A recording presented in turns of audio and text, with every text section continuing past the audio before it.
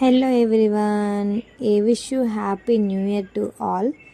నేను జనవరి 1 కంటే కూడా డిసెంబర్ 31ని బాగా ఎక్సైట్మెంట్తో వెయిట్ చేస్తూ ఉంటాను. ఎందుకంటే న్యూ ఇయర్ కోసం వెయిట్ చేస్తూ ప్రిపరేషన్స్, షాపింగ్, నైట్ రంగోలీ ఇలా చాలా ఉంటాయి కదా. నా వరకు నేను జనవరి 1ని లేజీ డేలానే సెలబ్రేట్ చేసుకుంటాను. స్పెషల్గా సెలబ్రేషన్స్ అంటూ ఏమీ చేయను.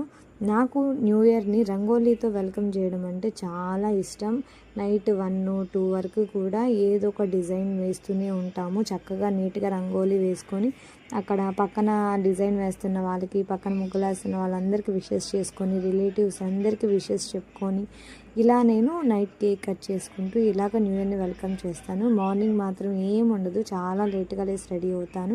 అండ్ ఈ ఇయర్ నుంచి నేను మొక్కలు పెంచాలని బాగా డిసైడ్ అయిపోయాను. నాకంటే చాలా ఇష్టం మొక్కలు పెంచడం, కానీ ఇప్పటివరకు ఎప్పుడు పెంచలేదు.